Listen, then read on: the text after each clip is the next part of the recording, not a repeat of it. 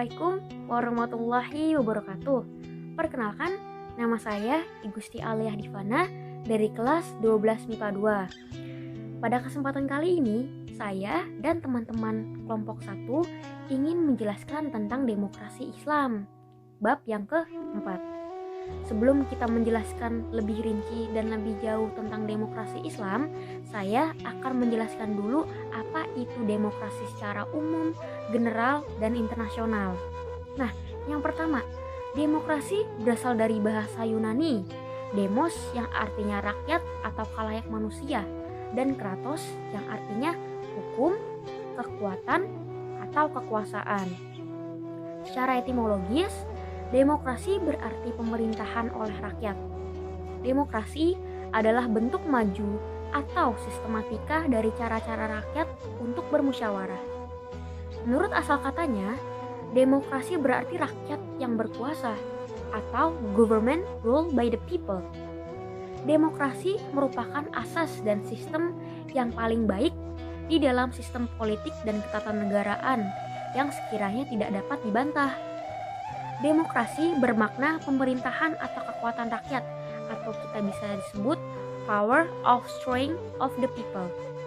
Presiden Amerika Serikat Abraham Lincoln mendefinisikan demokrasi sebagai pemerintahan dari rakyat yang dijalankan oleh rakyat dan untuk kepentingan rakyat, atau kita bisa sebut government of the people, by the people, and for the people. Secara teori, dalam sistem demokrasi, rakyatlah yang dianggap berdaulat.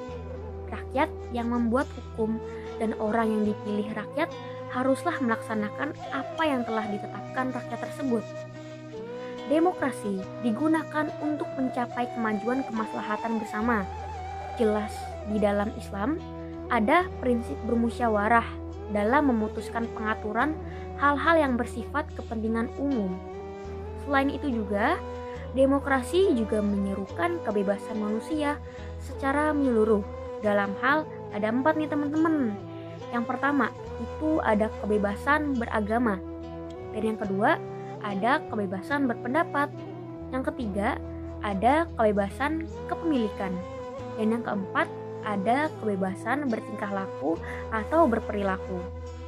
Kata demokrasi ini juga dapat ditinjau dari dua segi makna. Yang pertama, demokrasi dipahami sebagai suatu konsep yang berkembang dalam kehidupan politik pemerintah. Dan yang kedua, demokrasi dimaknai sebagai suatu konsep yang menghargai hak-hak dan kemampuan individu dalam kehidupan bermasyarakat. Dari definisi ini, dapat dipahami bahwa istilah demokrasi awalnya berkembang dalam dimensi politik yang tidak dapat dihindari. Untuk penjelasan selanjutnya akan dijelaskan oleh teman saya, yaitu Afinsyah. Demokrasi Islam. Demokrasi Islam adalah ideologi politik yang berusaha menerapkan prinsip-prinsip Islam ke dalam kebijakan publik dalam kerangka demokrasi. Ciri dasar demokrasi Islam ialah pemimpin harus dipimpin oleh rakyat, tunduk pada syariat, dan berkomitmen untuk mempraktekkan syariat. Banyak negara yang saat ini menganut paham ini. Salah satunya ialah negara kita sendiri, yaitu negara Indonesia. Demokrasi seringkali disebut-sebut dan dipandang sebagai sistem yang paling adil untuk penyusunan dan penegakan hukum. Namun, pada kenyataannya tidak selalu demikian. Dari zaman Yunani kuno hingga sekarang, mayoritas teoritikus di bidang politik banyak melontarkan kritik terhadap teori dan praktik demokrasi. Demokrasi memang bukan diktum suatu agama, namun tidak sulit menghubungkannya dengan ajaran Islam. Assalamualaikum warahmatullahi wabarakatuh. Saya Ardia Permatagarini akan menjelaskan tentang demokrasi dalam Islam.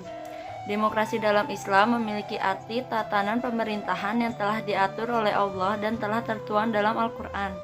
Demokrasi dalam Islam telah ada jauh sebelum demokrasi Yunani. Demokrasi dalam Islam dikenal juga dengan istilah syura.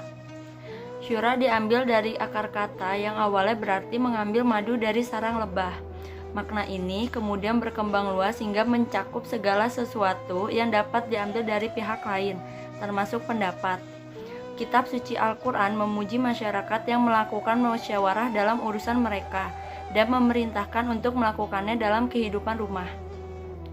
Dalam kehidupan individu, para sahabat sering meminta pendapat Rasulullah SAW dalam masalah-masalah personal. Seperti contohnya Fatimah, ia meminta pendapat ketika Muawiyah dan Abu Jam ingin melamarnya. Dalam kehidupan berkeluarga, hal ini diterangkan dalam surah Al-Baqarah ayat 233, di mana Allah berfirman, apabila keduanya ingin menyapih sebelum 2 tahun dengan kerelaan keduanya dan permusyawaratan, maka tidak ada dosa atas keduanya. Dan jika kamu ingin anakmu disusukan oleh orang lain, maka tidak ada dosa bagimu apabila kamu memberikan pembayaran menurut yang patut. Bertakwalah kamu kepada Allah dan ketahuilah bahwa Allah melihat apa yang telah kamu kerjakan. Imam Ibnu Katsir mengatakan maksud dari firman Allah yang artinya, apabila keduanya ingin menyapih atau sebelum berumur 2 tahun dengan kerelaan dan permusyawaratan, maka tidak ada dosa bagi keduanya. Dari arti tersebut bisa kita simpulkan apabila kedua orang tua sepakat menyapih bayi sebelum berumur 2 tahun dan keduanya berpendapat hal itu mengandung kemasalahan bagi bayi, serta keduanya telah bermusyawarah dan sepakat melakukannya, maka tidak ada dosa bagi keduanya. Dengan demikian, faedah yang kita petik tidaklah cukup apabila hal ini hanya dilakukan oleh salah satu pihak tanpa persetujuan pihak yang lain, dan tidak boleh ada salah satu dari kedua orang tua memilih untuk melakukannya tanpa ada persetujuan dengan yang lain. Sumber tafsir Al-Quran Al-Azim 1635. Dalam kehidupan bermasyarakat dan bernegara, Al-Quran telah menceritakan bahwa syura telah dilakukan oleh kaum terdahulu seperti kaum Sabaiyah yang dipimpin oleh ratunya yaitu Balqis. Pada surat An-Naml ayat 29-34 menggambarkan musyawarah yang dilakukan oleh Balqis dan para pembesar dari kaumnya guna mencari solusi menghadapi Nabi Sulaiman alaihi salam. Seluruh ayat Al-Quran di atas menyatakan bahwasannya syura, musyawarah, disyariatkan dalam agama Islam. Bahkan sebagian ulama menyatakan bahwa syura adalah sebuah kewajiban, terlebih bagi pemimpin dan penguasa serta para pemangku jabatan. Ibnu Taimiyah mengatakan, sesungguhnya Allah Ta'ala memerintahkan nabinya bermusyawarah untuk mempersatukan hati para sahabatnya dan dapat dicontoh oleh orang-orang setelah beliau, serta agar beliau mampu menggali ide mereka dalam permasalahan yang di dalamnya tidak diturunkan wahyu, baik permasalahan yang terkait dengan peperangan, permasalahan parsial, dan selainnya. Dengan demikian, selain beliau Shallallahu Alaihi Wasallam, tentu lebih patut untuk bermusyawarah. Urgensi dan faedah syura banyak diterangkan oleh para ulama, di antaranya Imam Fakhr ad-Din Ar-Razi dalam Mafatih Al-Ghaib 9/67-68. Secara ringkas, beliau menyebutkan bahwa syura memiliki faedah antara lain adalah sebagai berikut. A. Musyawarah yang dilakukan Nabi Shallallahu Alaihi Wasallam dengan para sahabatnya menunjukkan ketinggian derajat mereka di hadapan Nabi, dan juga hal ini membuktikan betapa cintanya mereka kepada beliau dan kerelaan mereka dalam menaati beliau. Jika beliau tidak mengajak mereka bermusyawarah, tentu hal ini merupakan bentuk penghinaan kepada mereka. B. Musyawarah perlu diadakan karena bisa saja terlintas dalam benak seseorang pendapat yang mengandung kemaslahatan dan tidak terpikir oleh wali al-amr atau penguasa. C.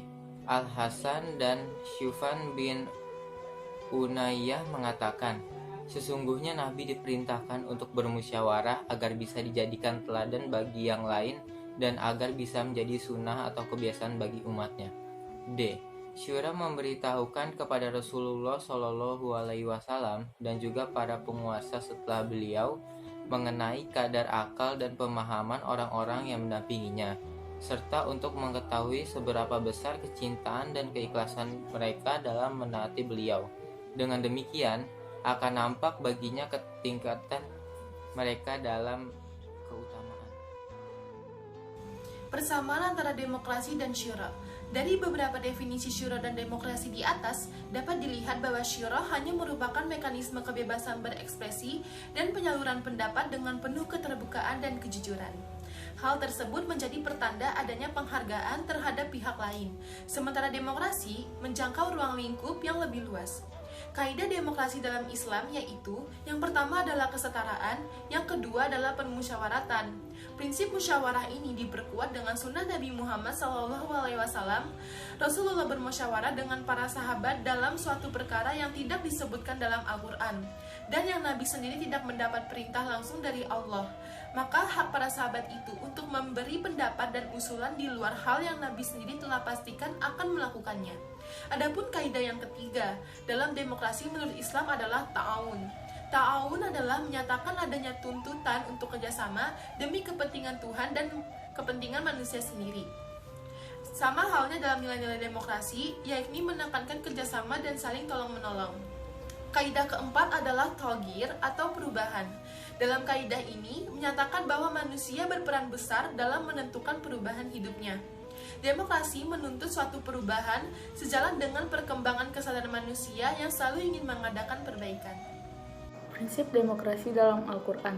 Dalam pandangan Islam, demokrasi tidak dapat tergambar wujudnya kecuali setelah terhimpun dalam satu kesatuan 3 unsur pokok, yaitu persamaan, tanggung jawab, dan tegaknya hukum berdasar syura dan atas dasar peraturan perundangan yang jelas dan tanpa pandang bulu. Konsepsi dan gagasan tentang demokrasi dalam syura ada satu hal yang perlu dicatat menyangkut pengambilan keputusan berdasarkan pandangan mayoritas, yaitu kendati mendapat mayoritas harus diterima dan dilaksanakan, tetapi itu bukan berarti pendapat minoritas tidak diperhatikan dan serta-merta pendapat mayoritas menjadi mutlak. Ini karena syura dilakukan oleh orang-orang pilihan yang mestinya memiliki kemampuan dan sifat-sifat terpuji.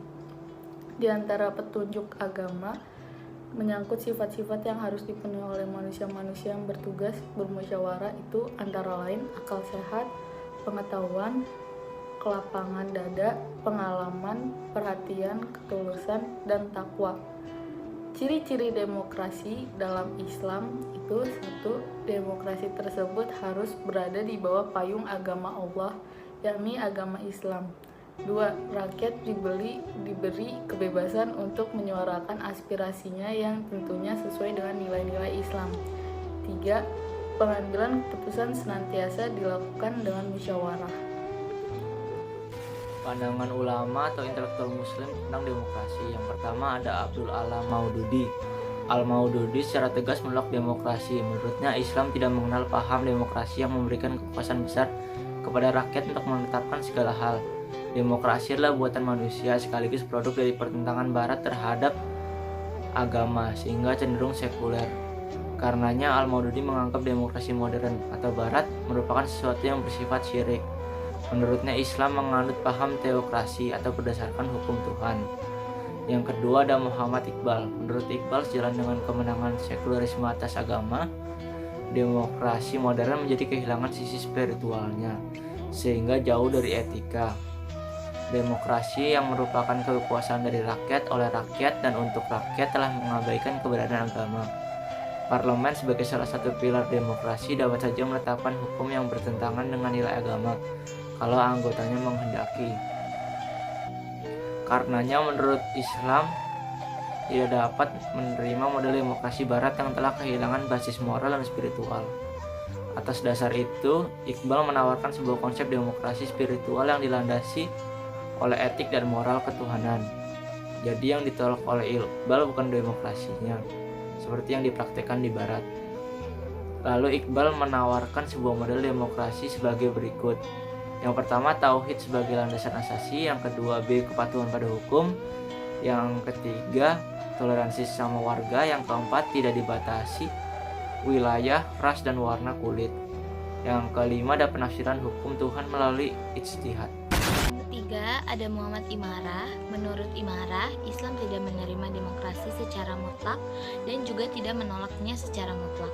Dalam demokrasi, kekuasaan legislatif atau kekuasaan membuat dan menetapkan hukum secara mutlak berada di tangan rakyat. Sementara dalam sistem syura atau Islam, Kekuasaan tersebut merupakan wewenang Allah Subhanahu wa taala. Dialah pemegang kekuasaan hukum tertinggi.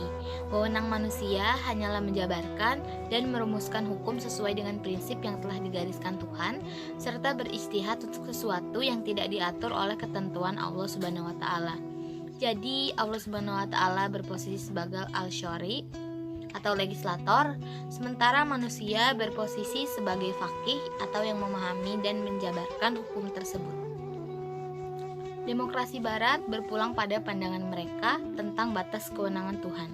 Menurut Aristoteles, setelah Tuhan menciptakan alam, Dia membiarkannya. Dalam filsafat Barat, manusia memiliki kewenangan legislatif dan eksekutif. Sementara dalam pandangan Islam, Allah Subhanahu wa taala pemegang otoritas tersebut. Allah Subhanahu wa taala berfirman, "Ingatlah, menciptakan dan memerintahkan hanyalah hak Allah. Maha suci Allah, Tuhan semesta alam." Quran Surat Al-A'raf ayat 54. Inilah batas yang membedakan antara sistem syariah Islam dan demokrasi Barat. Adapun hal lainnya seperti membangun hukum atas persetujuan umat, pandangan mayoritas, serta orientasi pandangan umum yang sejalan dengan Islam. Dan yang keempat ada Yusuf Al-Qaradawi. Menurut Al-Qaradawi, substansi demokrasi sejalan dengan Islam. Hal ini bisa dilihat dari beberapa hal. Misalnya, yaitu yang pertama, dalam demokrasi, proses pemilihan melibatkan banyak orang untuk mengangkat seorang kandidat yang berhak memimpin dan mengurus keadaan mereka. Tentu saja mereka yang tidak boleh akan memilih sesuatu yang tidak mereka sukai.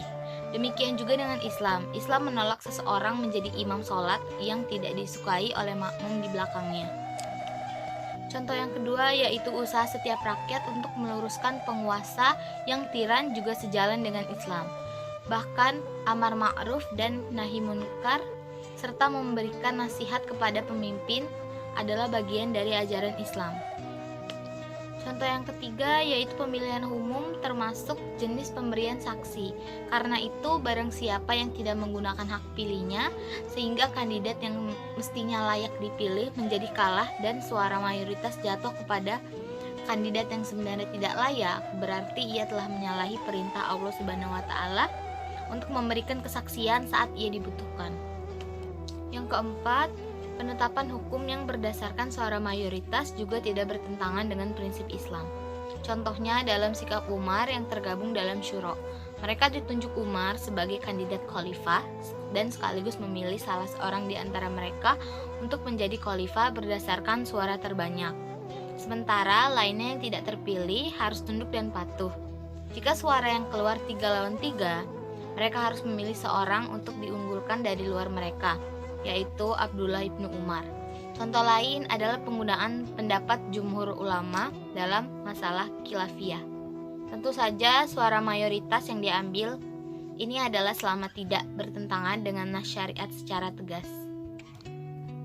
Dan yang kelima, kebebasan pers dan kebebasan mengeluarkan pendapat serta otoritas pengadilan merupakan sejumlah hal dalam demokrasi yang sejalan dengan Islam.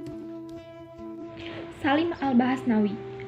Menurut Salim Ali Al-Bahasnawi, demokrasi mengandung sisi yang baik yang tidak bertentangan dengan Islam dan memuat sisi negatif yang bertentangan dengan Islam. Sisi baik demokrasi itu adalah adanya kedaulatan rakyat selama tidak bertentangan dengan Islam. Sementara sisi buruknya adalah penggunaan hak legislatif secara bebas yang bisa mengarah pada sikap menghalalkan yang haram. Karena itu, ia menawarkan adanya islamisasi demokrasi sebagai berikut. 1.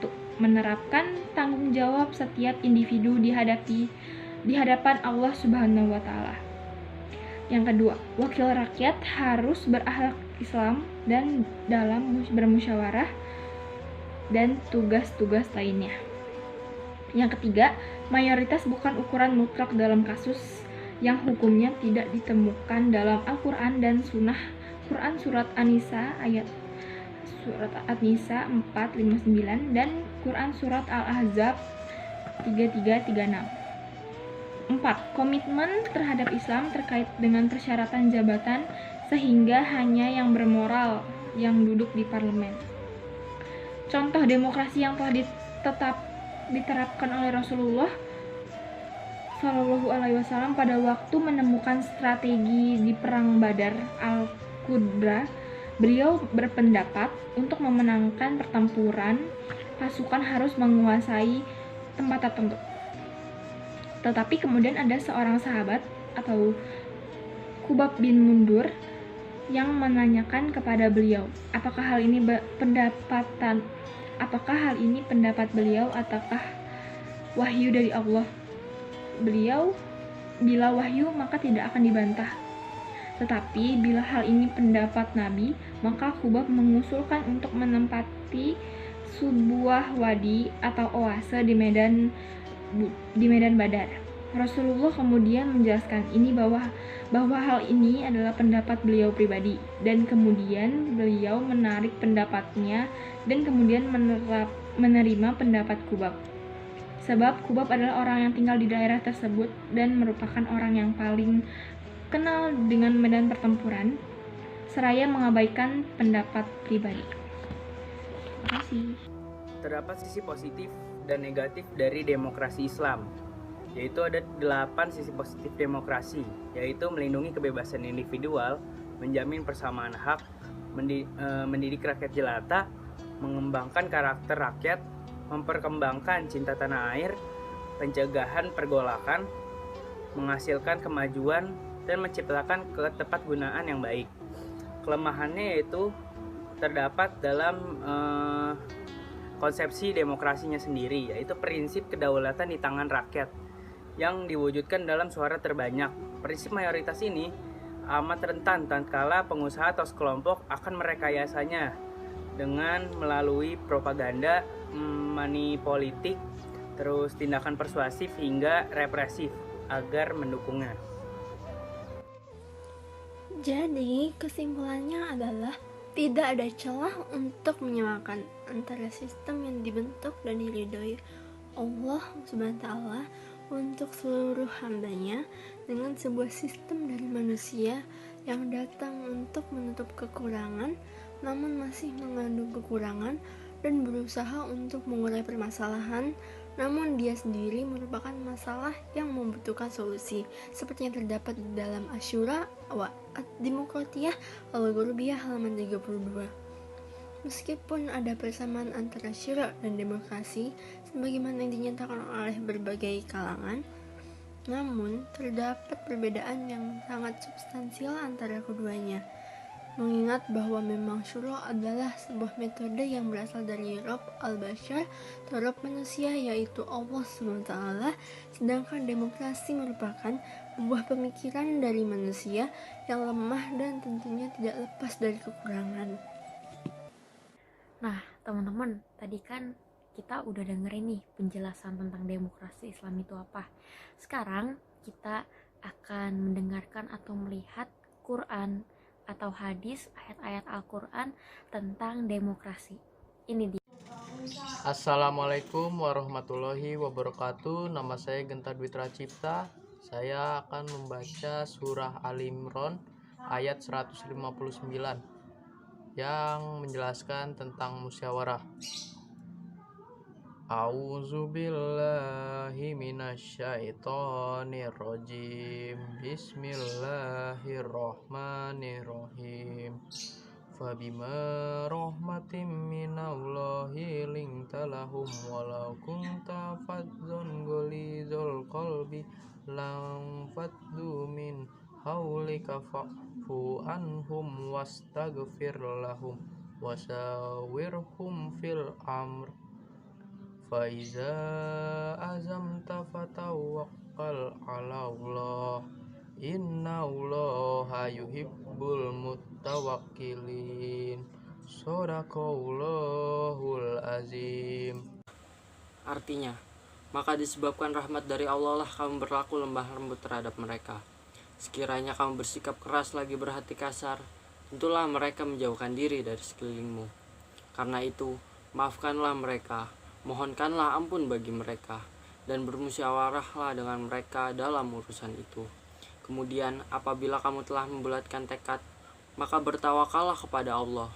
Sesungguhnya Allah menyukai orang-orang yang bertawakal kepadanya.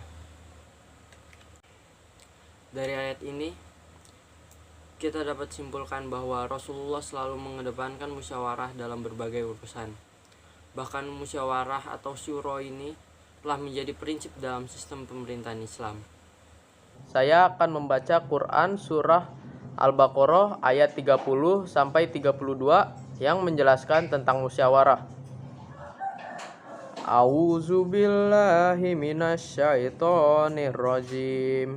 Bismillahirrahmanirrahim. Wa iz qala rabbuka lil malaikati inni ja'ilun fil ardi khalifah. Qalu ataj'alu fiha may yufsidu fiha wa yasfikut dima wa nahnu nusabbihu bihamdika wa nuqaddisu lak.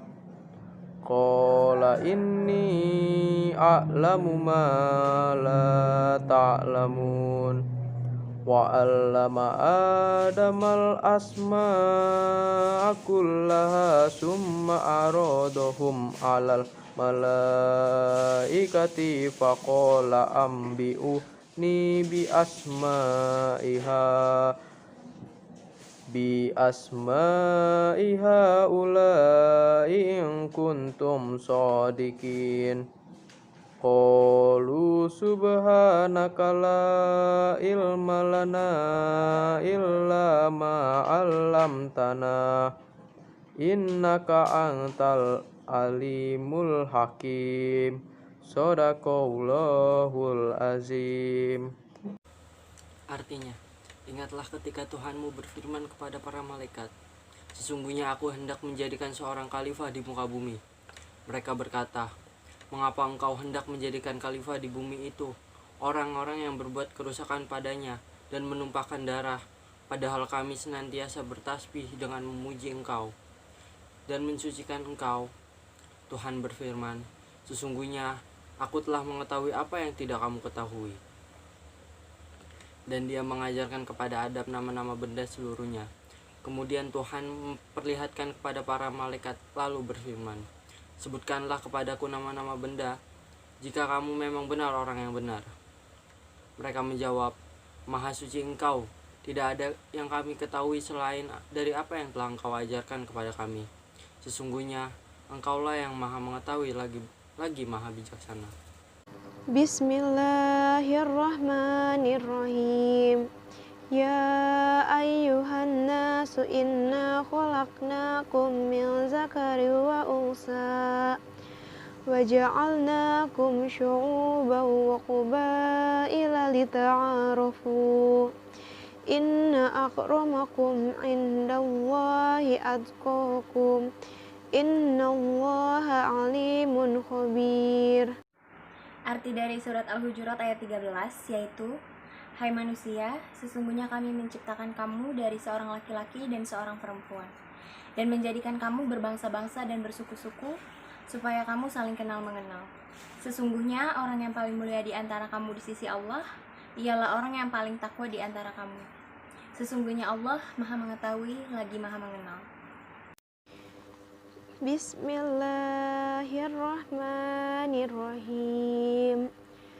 Walladzina stajabu lirabbihim wa aqamus sholata wa amruhum syura bainahum wa mimma razaqnahum yunfikun. Arti dari surat Al-Syura ayat 38 yaitu, dan bagi orang-orang yang menerima, mematuhi seruhan Tuhannya dan mendirikan sholat, sedang urusan mereka diputuskan dengan musyawarat antara mereka, dan mereka menafkahkan sebagian dari rezekinya yang kami berikan kepada mereka. Bismillahirrahmanirrahim. Inna anzalna at-taurata fiha hudaw wa nur. Yahkumu bihan nabiyyuna allazina aslamu lillazina hadu wa rabbaniyuna wal ahbar والربانيون والأحبار بما استحفظوا من كتاب الله وكانوا عليه شهداء فلا تخشوا الناس واخشوني ولا تشتروا بآياتي ثمنا قليلا ومن لم يحكم بما أنزل الله فأولئك هم الكافرون.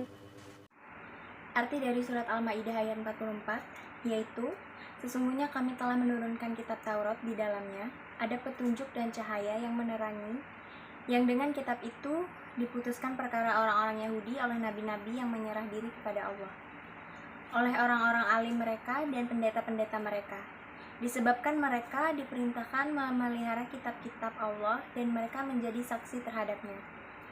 Karena itu janganlah kamu takut kepada manusia, tetapi takutlah kepadaku, dan janganlah kamu menukar ayat-ayatku dengan harga yang sedikit. Barang siapa yang tidak memutuskan menurut apa yang diturunkan Allah, maka mereka itu adalah orang-orang yang kafir. Nah, tadi kan kita udah lihat nih ayat-ayat Al-Quran yang dibacakan oleh teman-teman dari kelompok 1. Pasti pada bagus-bagus banget kan ya bacanya. Nah, sekarang kita akan melihat animasi dari demokrasi itu sendiri. Silahkan ditonton ya.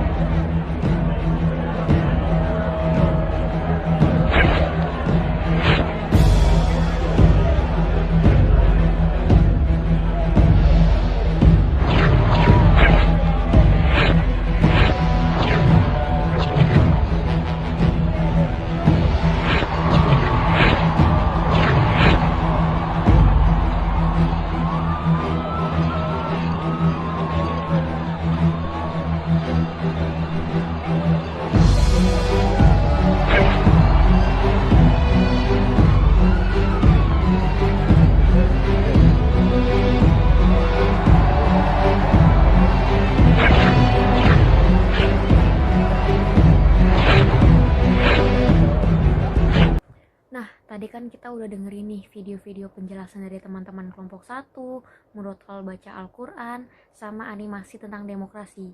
Sekarang kita akan masuk ke contoh demokrasi yang akan dipraktekkan langsung oleh teman-teman kelompok 1. Silahkan dinikmati videonya. Mohon maaf bila ada kekurangan ya.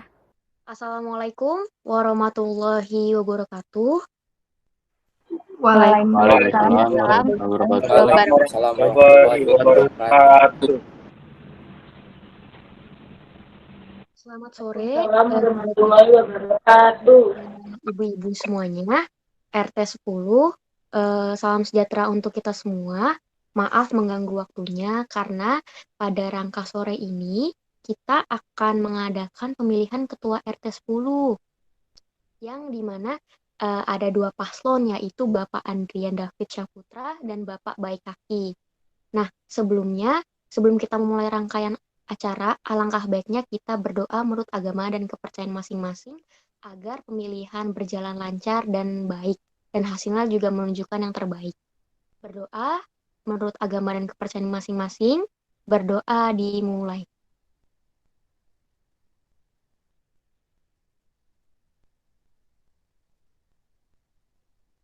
Berdoa selesai. Amin, amin ya rabbal alamin. Sebelumnya perkenalkan dulu, nama saya Igusti Aliyah Divana. Saya sebagai MC pada acara kali ini. Nah, terima kasih banyak untuk Bapak Ibu yang sudah hadir. Maaf jika rasanya pemilihan ketua RT ini diadakan di Google Meet karena terhalang pandemi ini juga ya. Jadi mau tidak mau kita harus menyelenggarakan pemilihan ketua RT ini secara online. Walaupun yang ikut hanya beberapa saja, mewakilkan keluarganya masing-masing, tapi tidak apa-apa. Yang terpenting kita sudah melaksanakan pemilihan ketua RT ini. Rangkaian berikutnya adalah rangkaian inti nih dari pemilihan acara ini, yaitu penyampaian visi misi dari para pasangan calon ketua RT ini. Untuk paslon 01, Bapak Andrian David Syahputra dipersilahkan menyiapkan diri dan menyampaikan visi misinya agar kita semua yakin nih kalau Bapak itu cocok untuk menjadi ketua RT periode berikutnya, yaitu periode 2020 dan 2021. Tapi sebelum kita masuk ke rangkaian berikutnya, alangkah baiknya kalau kita mendengar dulu kata sambutan dari ketua RT yang sebelumnya, ketua RT periode 2019-2020. Yaitu Bapak Afin Syah Ramadan Wiraguna, dipersilahkan untuk menyampaikan sambutannya. Ya, terima kasih Gusti. Bismillahirrahmanirrahim. Assalamualaikum warahmatullahi wabarakatuh. Waalaikumsalam warahmatullahi wabarakatuh. Alhamdulillahirrabbilalamin. Asyhadu an la ilaha illallah wa asyhadu anna Muhammadar Rasulullah. Wala quwata illa billah, amma ba'du. Selamat sore dan salam sejahtera untuk kita semua. Pertama-tama marilah kita panjatkan puji dan syukur kehadirat Allah Subhanahu wa taala atas segala limpahan rahmatnya sehingga kita masih diberikan nikmat di antara nikmat iman, Islam dan sehat selalu. Salawat dan salam tidak lupa kita panjatkan kepada junjungan kita yakni Nabi besar Muhammad SAW beserta keluarganya, sahabatnya, termasuk kita sebagai pengikutnya hingga akhir zaman. Sebelumnya saya ucapkan banyak terima kasih kepada seluruh Bapak Ibu yang telah hadir pada sore hari ini dan telah meluangkan waktunya di sela-sela kesibukan Bapak dan Ibu semua untuk bersama-sama menghadiri pemilihan ketua RT 10 dan serah terima kepengurusan RT lama kepada ketua RT yang baru. Yang saya hormati calon ketua RT 10 Bapak Baik Haki dan calon yang kedua adalah Bapak Andrian, dan tidak lupa juga kepada Bapak Ibu semua yang sudah meluangkan waktunya. Pesan saya, semoga yang ketua RT yang terpilih nanti bisa memegang amanah dengan baik dan semoga juga bisa mengayomi warga-warga di RT 10 ini. Cukup sekian sambutan saya. Kalau misalkan ada salah kata, mohon dimaafkan. Wabillahi taufik walhidayah. Wassalamualaikum warahmatullahi wabarakatuh. Waalaikumsalam warahmatullahi wabarakatuh. Terima kasih untuk Bapak Afin Syah Ramadan Wiraguna yang telah menyampaikan kesan-pesannya atau sambutannya kepada kita semua. Semoga Bapak sehat terus dan semoga Bapak bisa menjadi lebih baik lagi ya Pak ya, menjadi warga Amin, biasa. amin. Amin, amin, amin, amin. Amin. Oke, selanjutnya yaitu acara puncak kita, penyampaian visi misi Paslon 01 Bapak Andrian David Syaputra. Dipersilahkan untuk menyampaikan visi misinya. Ya, terima kasih Gusti. Pertama-tama, Assalamualaikum warahmatullahi wabarakatuh. Waalaikumsalam warahmatullahi wabarakatuh. Waalaikumsalam warahmatullahi wabarakatuh. Perkenalkan, nama saya Andrian David Syaputra. Saya mencalonkan diri sebagai Paslon 01 dan memantapkan diri untuk menjadi calon ketua RT 10. Adapun berikut visi misi saya.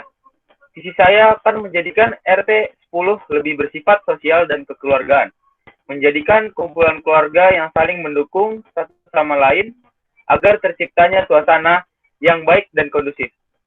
Saya akan mengadakan kegiatan kerja bakti dan bersih-bersih secara rutin dan teratur, serta mengadakan kegiatan yang dapat menumbuhkan rasa persaudaraan antar sesama tetangga.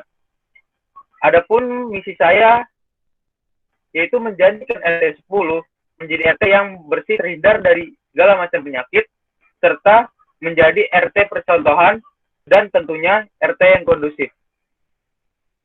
Sekian visi misi dari saya. Semoga pemilihan RT tahun ini berjalan dengan lancar. Pilihlah Paslon 02. Paslon 02 pasti menang. Terima kasih. Assalamualaikum warahmatullahi wabarakatuh. Waalaikumsalam. Waalaikumsalam warahmatullahi wabarakatuh. Oke, tepuk tangan dulu bisa untuk Bapak Andrian.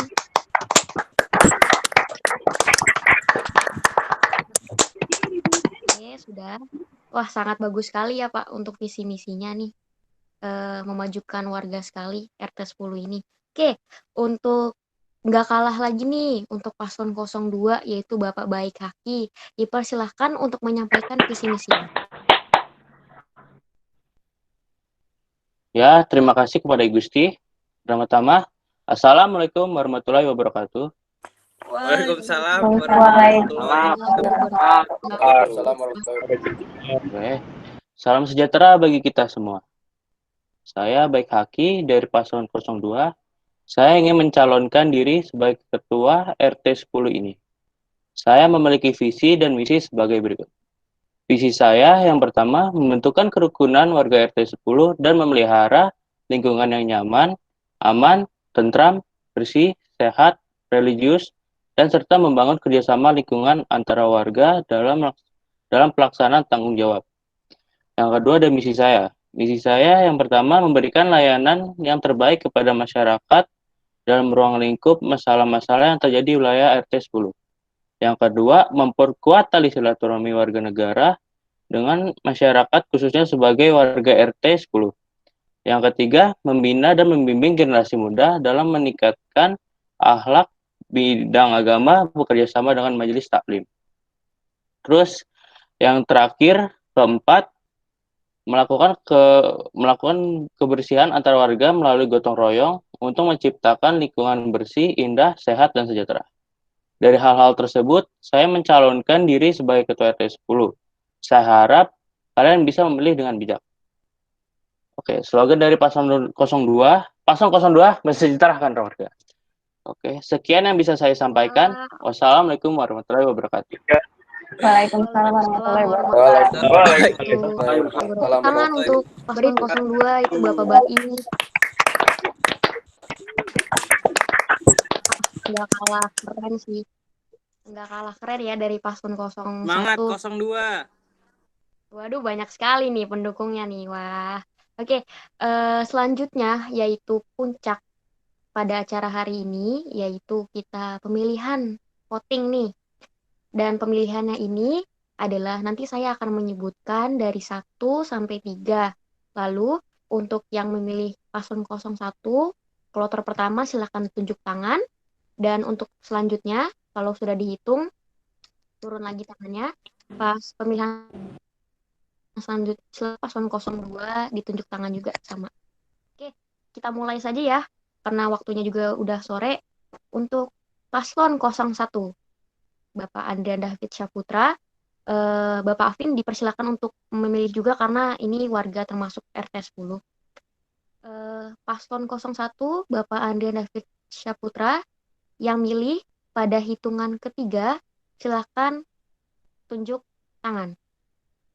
1, 2, 3.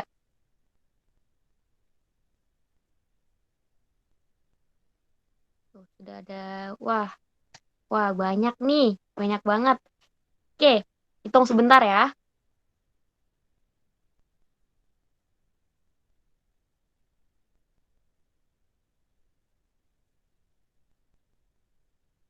Oke, ternyata ada 10 suara nih. Ada 10 suara untuk Bapak Andrian David Syaputra.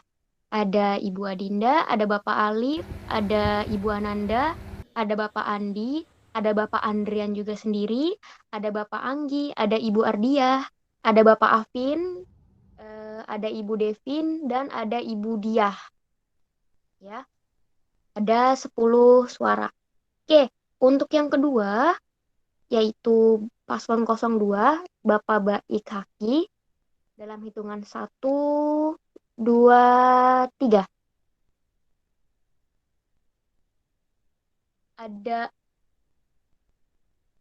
Ada 5 suara, yaitu yang pertama ada Bapak Genta, ada Ibu Hanun, ada Ibu Jenny, dan ada Ibu Karin, dan yang terakhir ada Bapak Faza. Ada 5 suara. Dan ternyata udah kelihatan kan yang menang itu siapa? Yang menang itu adalah paslon 01. Dan selamat untuk Bapak Andrian David Syaputra, paslon 01 yang sudah menjadi ketua RT periode berikutnya. Yuk tepuk tangan semuanya. Terima kasih.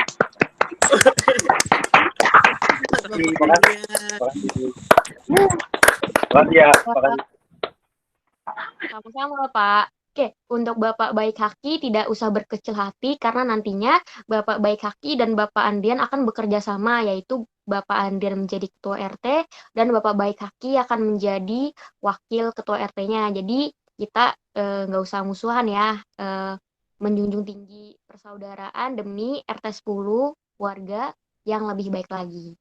Oke, selanjutnya yaitu puncak acaranya yang terakhir, yaitu kita akan mendengarkan sambutan dari ketua RT yang baru nih. Dipersilahkan untuk Bapak Andrian David Syaputra. Ya, terima kasih. Assalamualaikum warahmatullahi wabarakatuh. Waalaikumsalam warahmatullahi wabarakatuh. Salam sejahtera bagi kita semua. Para bapak, saudara, hadirin dan hadirat sekalian yang saya hormati. Pada kesempatan yang berbahagia ini, marilah kita panjatkan puji syukur yang sedalam-dalamnya kepada Tuhan Yang Maha Kuasa atas rahmat dan perkenannya kita semua dapat berkumpul, bertemu muka walaupun dalam keadaan pandemi, kita bisa bertatap muka dalam media Google Meet. Selanjutnya, saya sebagai Ketua RT yang baru dilantik ingin menyampaikan kata sambutan pertama. Tentu saya akan menyampaikan rasa terima kasih atas kepercayaan yang dipercayakan kepada saya. Mudah-mudahan saya bisa mengemban dan menunaikan amanah ini dengan sebaik-baiknya. Tetapi saya yakin bahwa sebagai Ketua RT, saya tidak akan mampu melaksanakannya dengan baik tanpa kerjasama yang baik dari semua jajaran pengurus RT yang lainnya. Oleh sebab itu, kami sangat berharap masing-masing pengurus memperhatikan tugasnya masing-masing dan melaksanakannya dengan yang sebaik-baiknya, terutama dalam masalah keamanan, kebersihan, sebab bila kampung atau RT kita ini tidak aman, maka masyarakat pun tidak bisa hidup dengan tenang. Ketenangan ini perlu kita ciptakan di RT kita ini. Masyarakat warga RT merasa aman, tidak dicekam ketakutan, sehingga bisa bekerja dengan baik. Begitu pula masalah kebersihan lingkungan juga harus kita perhatikan. Sebab bila tidak sedap dipandang mata, tetapi yang lebih berbahaya adalah timbulnya penyakit yang menyerang warga kita. Bagi yang bertugas di bidang kebersihan lingkungan, hendaklah berusaha menciptakan lingkungan yang bersih. Tong-tong sampah yang diusahakan dapat diangkut sehari 2 kali, atau setidaknya sekali sehari agar tidak menumpuk. Untuk ini tentu tak membutuhkan dana, maka kami serukan kepada bagian keuangan untuk menerbitkan iuran dengan sebaik-baiknya, begitu pula bidang-bidang yang lain. Para bapak, saudara hadirin dan hadirat yang sekalian yang saya hormati, demikianlah sambutan yang dapat saya sampaikan. Kurang lebihnya mohon maaf. Semoga Tuhan Yang Maha Kuasa merahmati dan meridhoi kita semua. Amin. Wassalamualaikum warahmatullahi wabarakatuh. Waalaikumsalam warahmatullahi wabarakatuh. Waalaikumsalam warahmatullahi wabarakatuh. Tepuk tangan untuk Bapak Andrian David Syaputra. Wah, bagus sekali sambutannya. Wah, semangat 01. Tuh, banyak sekali nih pendukungnya ya. Oke, terima kasih banyak untuk Bapak Andrian David Syaputra atas sambutannya. Dan mungkin nanti Bapak Andrian David Syaputra dan Bapak Baik dan juga sekitar seluruh warga RT 10 akan ada rapat lagi ya habis ini atau besok lusa kita membicarakan agenda-agenda untuk RT kita ini. Oke, rangkaian acara pun sudah selesai dari awal sampai akhir berjalan dengan baik, dan kalau tidak salah tadi ada Ibu Karin yang kalau nggak salah nge-lag ya. Tadi Ibu Karin juga bilang tadi ke salah satu ke PC ke saya bahwasanya dia itu milih yang paslon 02 itu tadi tetap dihitungnya 5 suara. Oke, terima kasih banyak untuk seluruh warga RT 10 yang sudah mengikuti rangkaian acara ini dari awal sampai akhir. Mohon maaf apabila ada ngelek-ngelek sedikit atau kendala-kendala sedikit ya. Ini di luar kewenangan saya dan kewenangan kami semua. Semoga dengan terpilihnya Bapak Andrian David Syaputra, kita RT kita bisa menjadi lebih baik lagi daripada sebelumnya. Terima kasih. Mohon maaf apabila saya dan kami semua salah kata. Assalamualaikum warahmatullahi wabarakatuh.